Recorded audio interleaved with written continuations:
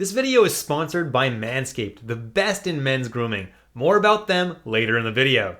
Hey guys, welcome back to Fantasy Tip. My name is Julian, and in today's episode, we're going to be ranking the goalies 1 through 25 for fantasy purposes this season. Who do I think is the number one goalie in fantasy this year? And then who do I think are the next best 24 goalies to be drafting in your fantasy drafts? Before we get started, guys, please leave a like, hit that subscribe button, hit that notification bell if you want a notification every single time I post a new video. Trust me, it's going to help you for your drafts. I'm posting a whole lot of preseason content to do my best to help you guys for your drafts. Now, let's jump right into the content and let's start with the number one goalie on my list. And as you can see here, guys, Andrei Vasilevskiy is my number one goalie still this year. Obviously, this year it's a two-horse race between Vasilevskiy and Shesterkin, which will be drafted first in your league. It's probably 50-50, but Vasilevskiy, in my opinion, is the better goalie here. Tampa Bay still a better team than New York and should win more games this season, in my opinion. And then obviously number 2 I have Shesterkin, and then number 3 I have Juuse Saros of the Nashville Predators. He started 68 games last year. This guy is an absolute monster. He's going to start more games than probably any other goalie in the league, assuming that he does stay healthy. Saros is somebody that I really like this year because he gives his team a chance to win every single night, and he is just so good. Got him at number 3. Then I have Frederik Andersen at number 4. And as you can see with his ADP, it's 51.1, which is significantly lower than the previous 3 guys and the next guy on this list. These are ESPN rankings, so obviously they're still subject to change. But for now, Frederik Andersen is going at a pretty good value at 51.1. As long as he stays healthy, in my opinion, he is going to be someone who's going to be very, very good in fantasy this year. He had a fantastic save percentage, the same as Jacob Markstrom, and had just 2 less wins than Jacob Markstrom in 11 less games. Andersen is someone playing for a very, very strong team this year, and I think Carolina may even take home the President's Trophy this year. So as long as Frederik Andersen can stay healthy, he's in for a really good season. And then I have Jacob Markstrom of the Calgary Flames, and I had him ranked here at number 5 even before Calgary signed Nazem Kadri. Calgary is not going anywhere, guys. They still have a fantastic coach, and they still have a really good team. Yeah, they lost Tkachuk and they lost Gaudreau, but they got Jonathan freaking Huberdeau, who's one of the best players in the league. They got Mackenzie Weeghers, who's one of the best players defensively in the league, and now they even got Nazem Kadri. Calgary's going to be a great team this year, and Jacob Markstrom is a fantastic goalie. Should have another really good year. Then I have Jake Ottinger, who for the Dallas Stars didn't start the year as their starter, but definitely finished off the year as the starter and finished off super strong. Ended up with 30 wins in just 48 games, had a really solid save percentage, and he is going to be their starter this year, assuming that they can actually sign him before the start of the season. As of right now, he's still an RFA, but I'm not too worried about that. Draft him with confidence. Then I have Thatcher Demko of the Vancouver Canucks, and Vancouver isn't the best team in the NHL right now. They're probably a fringe playoff team. They might crack the bottom wildcard spots. But Thatcher Demko is a guy who starts almost every single game for the Canucks. Started 64 games last year, had a really solid save percentage, and he's someone who is going to be an absolute machine for you in fantasy, especially in points-based leagues where you don't count so much on wins and count a lot on saves and stuff like that. Oh, Thatcher Demko is going to be really freaking good for you. Then I got Connor Hellebuyck of the Winnipeg Jets, and he's got David Rittich as his backup this year. Now, a lot of people think he had a really off season last year. It wasn't actually so bad. Still had 29 wins, 910 save percentage. Looked pretty decent for the most part last year. And David Rittich's not someone who's that great. So Hellebuyck is still going to get the vast majority of the games in Winnipeg. Something similar to last year, like 66 games. That is a lot of games, and he's going to get something similar this year. I really do like Connor Hellebuyck in fantasy, and he's going to start almost all the games for you, which is fantastic. I got him at number 8. And then I have Ilya Sorokin of the New York Islanders, whose ADP is currently 19.5. So obviously I have him ranked significantly lower than that. If you are in a points-based league where saves and stuff like that counts per points, this is where I have him ranked a little bit lower, because he's not going to start all the games in New York, no matter how good this guy is, and this guy's amazing. I really like him. Obviously, I have his jersey right behind me. Varlamov's still going to get 35, 30, or 40% of the game, something like that, something in that range. So Sorokin, yeah, he's going to be still amazing. He's going to be still really good in fantasy, but he's not going to get as many starts as some of the guys above him, and that's why I have him ranked a little bit lower. However, if you're in a categories league, Sorokin is going to be very, very good and definitely one of my top 7 goalies because he's still going to be getting you those wins, that really solid save percentage, and that really solid goals against average. So he's going to definitely be in that top 5, top 7 conversation for categories leagues. And then at number 10, I have newly acquired Jack Campbell of the Edmonton Oilers, and that was a really good signing for Edmonton last year. He had a pretty decent season for Toronto with a .914 save percentage, 31 wins, and that's saying something because goalies always seem to not do that well in Toronto. Frederik Andersen left Toronto and absolutely was stellar last year in Carolina. So he had a pretty good year in Toronto. I'm expecting him to do pretty well in Edmonton as well. Edmonton finally addressed that goaltending need, and that they're going to be a really dangerous team this year. I think Campbell's going to get the vast majority of the starts this year, and I think he's going to do pretty well. Got him at number 10.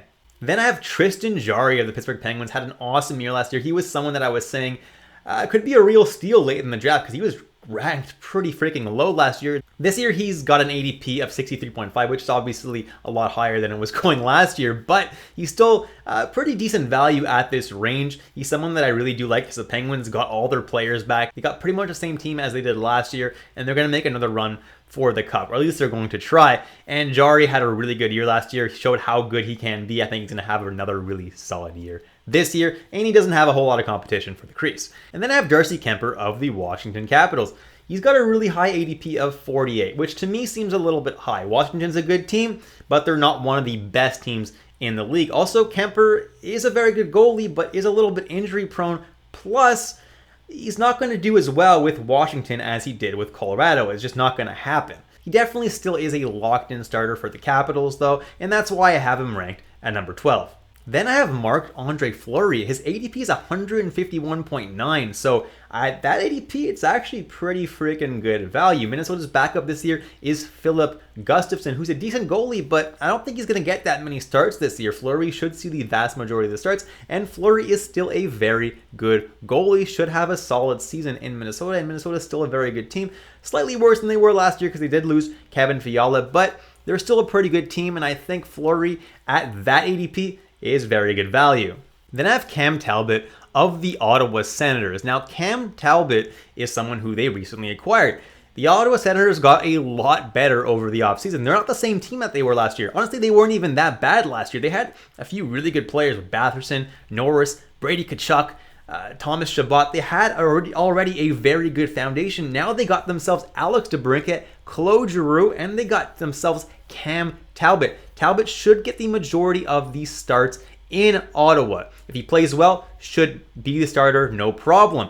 If he struggles a little bit, he'll still probably be the starter, but they do have Anton Forsberg as a pretty solid backup, so there could be a little bit of a goalie split there as well. That's why I only have him at number 14, but I think he's going to have a really solid year this year. And then at number 15, I have Jeremy Swayman of the Boston Bruins, and he's definitely going to start the year as Boston's starter. But in Boston, they never really give the starter that many starts. There's always a pretty significant goalie split in Boston. So Swayman probably at most sees 60% of the starts this year, unless Ullmark gets injured, then he'll obviously see a little bit more. But as long as both goalies are healthy, Swayman's only going to see about 60% of the starts, and that's why I only have him at number 15, although I do think he's going to have a really solid save percentage. It's going to be really good. So in categories leagues, I might rank him a little bit higher. And then at number 16, I have Jordan Binnington, and his ADP in ESPN right now is 223.0. That is insanely late in the draft. Now, I think he's one of the best value picks this late in the draft. Like, you can't go wrong drafting Jordan Binnington. The reason being, St. Louis does not have Ville Husso anymore. Binnington is going to be expected to be their number one goalie. Now, he did have a really rough season last year, and that's why Husso was their number one goalie last year. But in the playoffs, it was Binnington, and he looked pretty good in the playoffs, had a nice bounce back time. And I think that as long as he can keep that momentum going, he's going to have himself a nice year. And he's going to be forced to be the starter because their backup is Thomas Greiss, and he's not that great anymore. So Binnington is going to be the guy in St. Louis, going to get a lot of starts this year, and I see him having a nice bounce back year. And that's why Jordan Binnington is my Manscaped must-draft player of the video. He's going so late, it's just worth throwing a dart at him. Get 20% off and free shipping with the code word FANTASYTIP at manscaped.com. Guys, that's 20% off and free shipping with my code word FANTASYTIP at manscaped.com. Remember, it's smooth sack summer, boys. Get on board or get left behind. And then I have Elvis Merzlikins, who is another really big steal at his current ADP of 210.1. I think he's one of the best value goalies, much like Jordan Binnington of the draft. He's going to be going really late in pretty much any league format.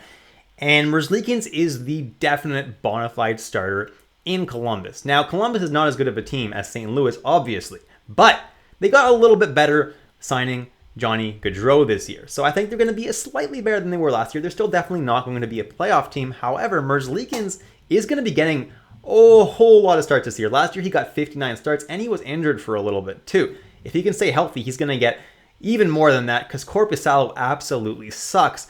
And therefore, Merzlikins is going to see a whole lot of starts. So especially in points-based leagues, he's going to be pretty freaking valuable. In categories leagues, he's going to be a little bit less valuable because the save percentage won't be quite as high. Goals against average will be a little bit higher.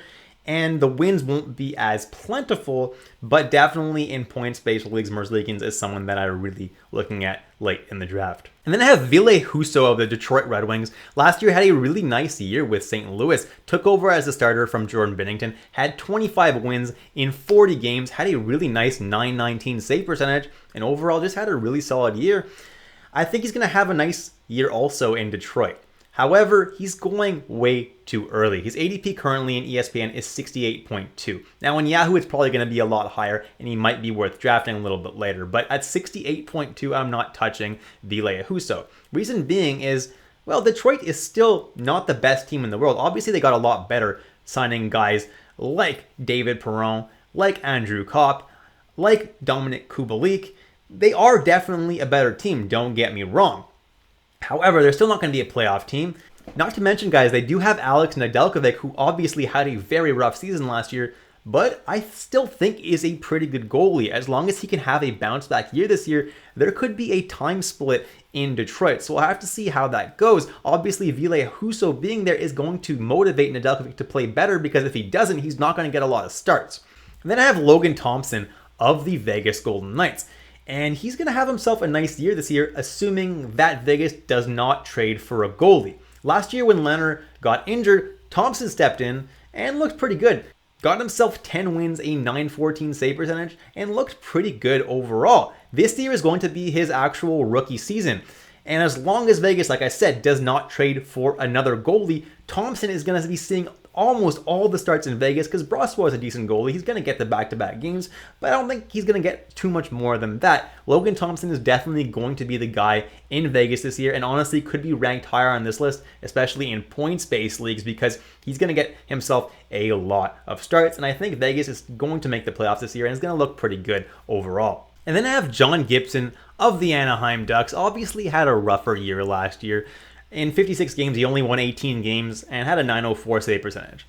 That being said, I still do think he's one of the best goalies in the league. He just happens to be on a weaker team. This year, Anaheim is actually a significantly better team. Not only did they sign Ryan Strome, but Mason McTavish is going to be a permanent fixture on the team. Plus, guys like Zegras and Terry should only be better this season. So I think Anaheim is going to be somewhere competing for a playoff spot. I don't think they're going to be that close to a playoff spot, but Gibson should be the guy getting the vast majority of the starts there, and I think he's going to have himself a pretty nice season this year. And if you're in a points-based league specifically, and you want a guy who's going to get a lot of starts, Gibson is a pretty good bet for that. Then I have Sergei Bobrovsky of the Florida Panthers, currently with an ADP of 122.4. Had himself a really nice bounce-back season last year with 39 wins, a .913 save percentage, and overall was pretty good. The problem with Florida is that they do have two really good goalies with Bobrovsky and Spencer Knight. So like I've said in other videos, we don't really know what the timeshare is going to be there right now. It could be a 50-50 split, in which case, yeah, Bobrovsky might have himself some really nice games and will continue to rack up wins, but he's only going to play every second game, which is not super ideal for fantasy. That's a little bit less significant in Cats leagues, but still not ideal. Now, between Bobrovsky and Knight, I'm currently giving Bobrovsky the slight advantage, just because he's got a pretty hefty contract, and Florida is going to want to continue to justify paying him $10.5 million a year, and therefore they're going to be starting him maybe a little bit more than Spencer Knight. But if he does struggle, Spencer Knight will get more starts than Bobrovsky. And this is why I have him ranked at number 21, but personally, I'm going to be completely avoiding this situation this year. Then I have Matt Murray of the Toronto Maple Leafs.